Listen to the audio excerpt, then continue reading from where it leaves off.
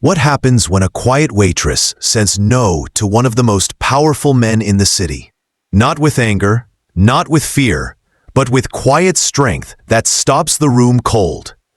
What begins as an act of defiance turns into a ripple of unexpected redemption, and what follows is a story you won't believe. A confrontation that costs her everything, and a gift that no one saw coming. If you're new to the channel, then please subscribe and like the video. Tell us where you're watching from. And if this story moved you, we'd love to hear your thoughts. So drop a comment below and let us know what you think. Now, let's jump into the story. Nora Lane was the kind of woman most people passed by without a second thought. She wasn't loud. She wasn't flashy. She wore simple clothes and walked like someone used to carrying weight no one else could see. Every evening, just before sunset, she tied her apron and stepped into the glowing light of Maryville, one of the most exclusive restaurants on the Pacific Coast. Rich guests came to Maryville for ocean views, fine wine, and service so polished it almost didn't feel human. Nora didn't belong to that world, but she worked in it. 6 hours a night, 5 nights a week. She moved from table to table with quiet grace, reciting specials she had memorized, refilling glasses without being asked, and smiling in ways that felt practiced but not fake. She didn't hate the job. She just didn't love it either. Her heart lived somewhere else, on canvas, in colors. In the quiet moments after midnight, when the world slowed down, and she could paint what her mouth never said. On a Friday night in late summer, Maryville shimmered with the kind of tension only expensive places have. Candles flickered on linen-covered tables. The ocean murmured just beyond the glass walls. Laughter and clinking glasses filled the air. Nora was halfway through her shift when her manager called her, pulled her aside. "Table 17, he said. VIP. Handle with care." Nora nodded. She'd served celebrities, politicians, and even a royal once. They all blurred together after a while. She approached the table with her usual calm, tray in hand, eyes down, until she saw him. Silas Merrick. The name didn't come to her right away, but the face did. She'd seen him on magazine covers, interviews, tech panels. The founder of a billion-dollar software empire. Sitting there in a custom suit, scrolling through his phone. 2 suited men laughing beside him. They were loud, too loud, and their jokes weren't kind. Nora stepped up, greeted them, and began her routine. And everything was normal, until one of the men knocked over a glass of Bordeaux. The red wine splashed across the tablecloth and onto Nora's sleeve. "Clumsy," Silas murmured, not looking up. Nora moved fast, dabbing at the mess, clearing the glass, resetting the table. She didn't make a sound. She didn't flinch. But then Silas looked up. Really looked. "What's that on your arm?" he asked. Nora paused. Paint. A streak of blue from the night before. She'd forgotten to scrub it off. "I paint," she said. "In my free time." Silas's lips curled into a cold smile. "How charming," he said. "Let me guess, sunsets on the pier? Or just a hobby until someone rescues you from waitressing?" His friends laughed. Not kindly. Nora felt her face burn. Not from shame, but something deeper. Something that had been growing quietly inside her for years. The long nights. The ignored dreams. The invisible weight she carried in every room like this one. She stood still for a moment. Then she breathed, slowly. "My art," she said, her voice low and steady, "is not for your amusement." The laughter stopped. Even the ocean outside seemed to hush. "Excuse me?" Silas asked. Nora didn't repeat herself. She stood tall, placed her tray gently on the edge of the table and turned to Calder, who had frozen near the bar. "Table 17 needs a new server," she said. She walked away without another word. In the kitchen, her hands shook as she set down her tray. She knew what was coming. Calder rushed in moments later, eyes wide. "Do you have any idea who that was?" he whispered harshly. "A guest," Nora replied. "One who insulted me." He didn't argue. He didn't even pretend to be on her side. "You're done," he said. "Leave your apron." Nora untied it slowly, folded it, and placed it on the counter. Her heart pounded, but her face stayed calm. Outside, the night was cooler than she expected. She stood under the stars for a moment, breathing in salt and silence. Then she walked to her car. The drive home was a blur. Headlights, taillights, music she didn't hear. Lonnie was waiting on the couch, books and notes spread everywhere. She looked up as soon as Nora walked in. "You're early," she said. Nora sat down beside her. "I got fired." Lonnie didn't ask why. She didn't need to. "Was it Silas Merrick?" she asked softly. Nora nodded. Then she told her everything. The table, the joke, the insult, the silence that followed. Lonnie listened. Then, without a word, she stood and brought Nora a glass of water. "You did the right thing," she said. Nora wanted to believe her. She really did. But in her room, alone with her paints, the courage of the moment began to tremble. Her rent was due in 8 days. The fridge was nearly empty. She looked at the painting on her easel, unfinished, stormy, a blur of gray and blue. She touched the canvas gently. "My art is not for sale," she whispered. And in the quiet, that small truth felt louder than anything she had said before. Nora Lane didn't sleep much that night. The silence in her room was thick, broken only by the sound of her clock ticking too loudly on the wall. The painting on her easel sat untouched. She stared at it for hours, but the colors didn't move. Her hands wouldn't lift the brush. The fire she felt at the restaurant had cooled into a heavy doubt. She had spoken up. She had done what people always said you should do. Stand your ground, defend your worth. But now, in the quiet of her tiny apartment, all she could think about was rent, groceries, and the job she had lost in under 10 seconds. In the kitchen, Lanny moved quietly, trying not to disturb her. She placed a cup of tea on the table beside her, then sat down with her law textbooks. They didn't speak at first. They didn't have to. "He's powerful," Nora said softly. "So are you," Lanny replied, not looking. Nora wanted to believe that. She really did. But power didn't pay bills. Across the city, Silas Merrick sat in a glass tower that touched the clouds. But the view, as perfect as it was, couldn't distract him from what had happened the night before. He wasn't used to people walking away from him, especially not in public, especially not over something so small. But it hadn't felt small. The words she had spoken kept echoing in his mind. "My art is not for your amusement." He had meant it as a joke, a careless, cutting joke, one of many. But her reaction wasn't dramatic or loud. It was calm, clear, and it had hit something he thought was long buried.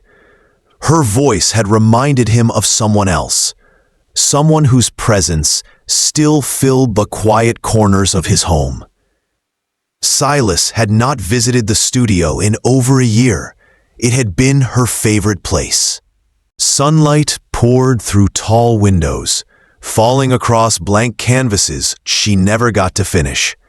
His wife, Lena, had been a painter, bold, stubborn, real. She had died too young, and with her went something in him. Jonelle, his assistant, knocked gently and entered his office. "You're early," Silas said without looking up. I saw what happened at Marivel, she replied. Your name's in a few posts already. Someone filmed part of it. He didn't flinch. Find her, he said. The server, the artist. Janelle nodded. She was efficient, quiet, and good at her job. Within hours, she had everything. Nora Lane, age 27, grew up in Portland, moved to the city for college, studied art at a small university, part-time jobs, one too many student loans, no online presence except a locked social media account with a few blurry photos. But there were paintings. Janelle found them on an old blog, long forgotten. Abstract pieces, moody, emotional, nothing for sale. ... She printed them and placed them on Silas's desk. He stared at them for a long time. One piece stopped him, deep indigo with bursts of light, like stars breaking through fog. It looked like grief. It looked like Lena. Send her a message, he said. Jonelle hesitated. What do I tell her? That I'm sorry, he said, and that I want to make things right. Back in her apartment, Nora was scrolling through job listings. Restaurants, cafes, freelance gigs, anything. Nothing felt right. Lonnie leaned on the doorframe. You should post your art, she said. Nora shook her head. I paint for me, not for likes, not for approval. You could do both, Lonnie replied. You stood up to someone no one ever stands up to. Maybe it's time the world saw what you were really made of. That night, Nora opened her old blog. She hadn't touched it in over a year. She clicked through her own work, unsure if it still spoke to anyone. The colors, the shapes, the silence between them, they all felt like old parts of her. But maybe that wasn't a bad thing. Maybe it was just unfinished. The next morning, her phone buzzed. Unknown number. She ignored it. It buzzed again and again. Lonnie raised an eyebrow. Might be a job, she said. Nora answered on the fourth ring. Hello? Miss Lane, a calm voice said. My name is Jonelle. I work with Silas Merrick. He asked me to call you. Nora froze. He wants to offer an apology. And it's a gift. What kind of gift? A villa, by the sea, fully paid, in your name, no strings attached. Nora thought it was a scam. Check your email, Jonelle said. You'll find the property details, legal documents, and verification. Nora opened her laptop. Her hands shook. The property was real. The documents were real. The name on the title was hers. She turned to Lonnie, who stared at the screen. This can't be real, Nora whispered. Maybe it's not. Maybe it's a second chance. Or maybe it's guilt wrapped in granite countertops. Either way, it's yours now. Nora stared at the ocean view on the screen. Part of her wanted to delete the email and walk away.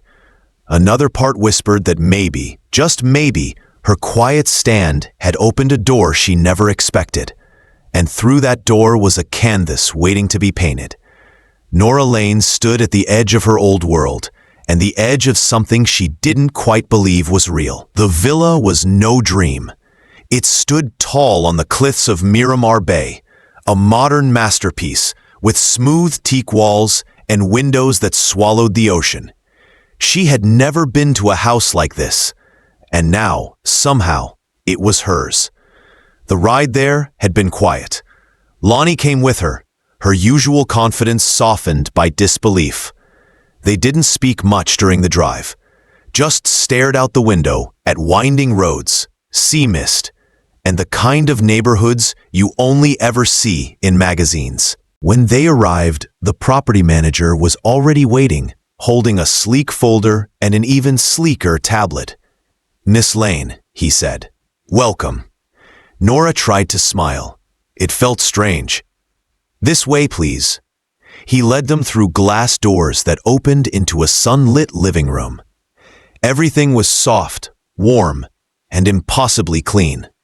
The walls were empty, almost waiting for something. But it wasn't the living room that stopped Nora. It was the studio. It faced the ocean, high ceilings, perfect light, built-in storage, and wide work tables. It was everything she had ever imagined but never allowed herself to hope for. It wasn't flashy. It wasn't cold. It was made for creating. She didn't know how Silas Merrick had known, but he had. The property manager handed her the tablet. The house is fully transferred. No mortgage, no taxes, no liens. It's yours. However, there is a message. Nora looked at the screen. Silas would like to meet. There is no obligation. The home is yours, no matter what. But he would appreciate the chance to speak. She turned to Lonnie, whose face was unreadable. You don't have to, Lonnie said. Nora nodded. But maybe I should. That night, they stayed in the villa. Neither of them spoke much. The house was quiet, but not in a cold way. It hummed with the sound of waves and far-off gulls. In the morning, Nora found a note by the coffee machine. Handwritten. Simple. I know you don't owe me anything. I just want to say what I couldn't before. Silas. At 10 sharp, a black car pulled up by the stone path. Nora waited outside, the ocean behind her. No tray, no apron, just her. Silas walked up alone, no assistant, no suit, just a man in worn shoes and tired eyes. They stood in silence for a moment. Thank you for coming, he said. Nora nodded. Why did you build this for me? He looked out at the sea. Because your words reminded me of someone I lost. Someone who once said no to me in the same way. Someone who didn't care about my money or my name. She just wanted to be seen for who she was. Nora waited. My wife, Lena, he said. She was an artist. She died before she could finish her last painting. I built this house for her, or at least I meant to. But it sat empty for over a year. When you stood up to me, it brought everything back. Not in a bad way, in a way that shook something loose. His voice cracked, but he didn't hide it.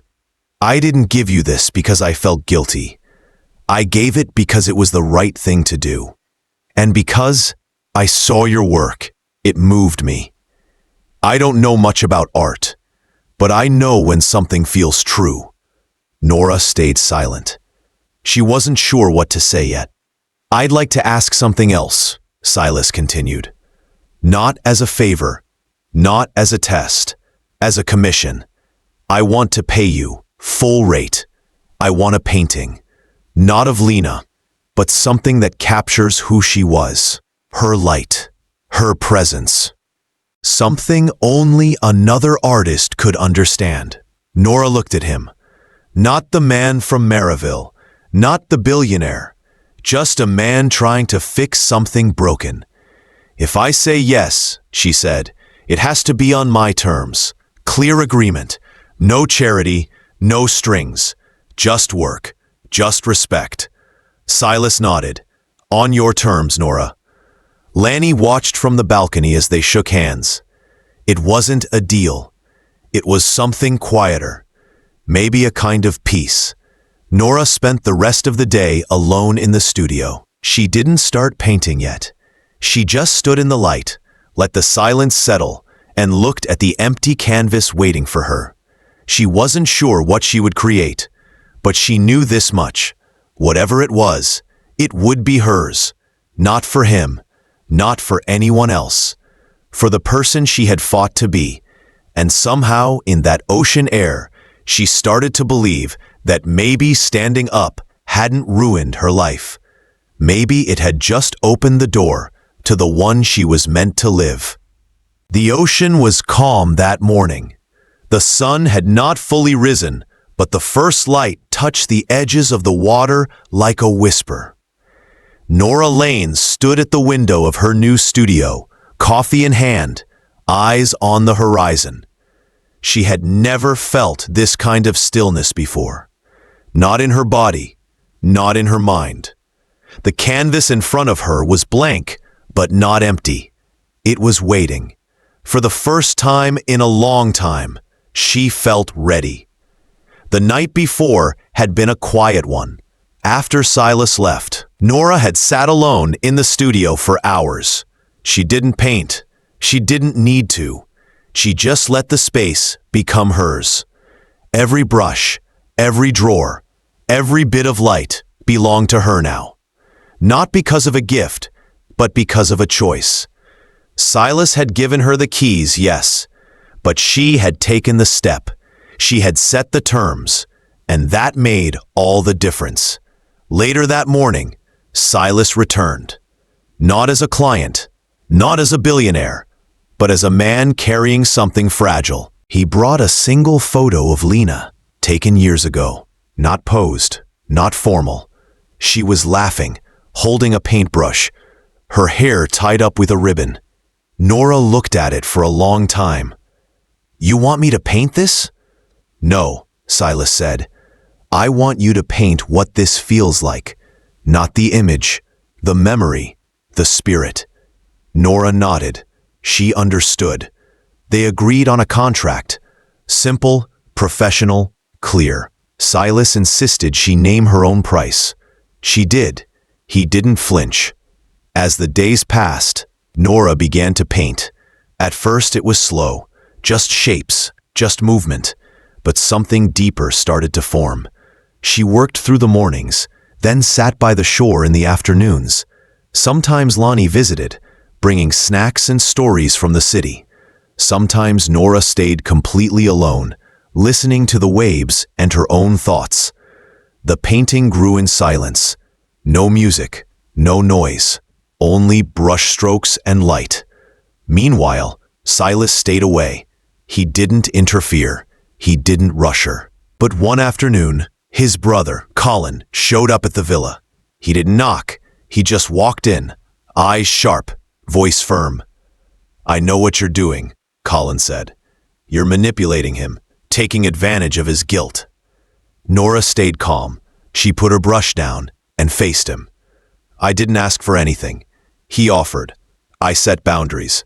This is work, nothing more." "He's grieving," Colin snapped.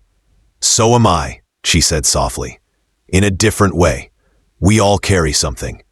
Colin didn't respond. He just stared for a long time, then left without another word. Later, Silas called to apologize. "He doesn't understand," he said. "He doesn't have to," Nora replied. "This isn't about him." When the painting was finally finished, Nora didn't show anyone right away. She sat with it for 2 days, studying it from different angles, letting it settle into itself. It wasn't a portrait. It was light and shadow, color and emotion. Something quiet but strong, something that felt like memory. When Silas finally came to see it, he said nothing at first. He just stood in front of it, eyes full of something that looked like both sadness and peace. "This is her," he said quietly. "Not her face, but her. Thank you." He didn't cry, neither did she, but the silence between them was heavy and full. "What happens now?" he asked. Nora smiled, a small, tired smile. "I keep painting," she said. "You keep living. That's enough." He nodded. Then he left. The villa remained hers, not as a symbol of pity, but as a space she had claimed and transformed. In the weeks that followed, galleries began to take interest in her work. Not because of Silas, not because of the house, but because the paintings spoke for themselves. Honest, raw, clear. People began to see what Silas had seen, what Lena had seen, what Nora had almost forgotten.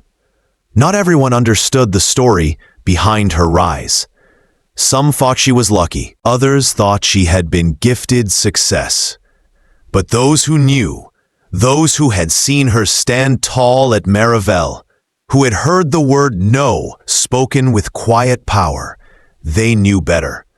Nora's story wasn't about being saved. It was about being seen. And most of all, it was about seeing herself. Because sometimes the loudest victories are the ones no one claps for. Sometimes strength doesn't shout. It whispers. It paints. It creates. And sometimes saying no doesn't close a door. It opens a new one. At sunset, Nora stood in her studio, a fresh canvas before her. She picked up her brush, dipped it in deep blue, and began again. Not for Silas, not for Lena, not for the world, for herself. And maybe, just maybe, that was the strongest yes she'd ever spoken.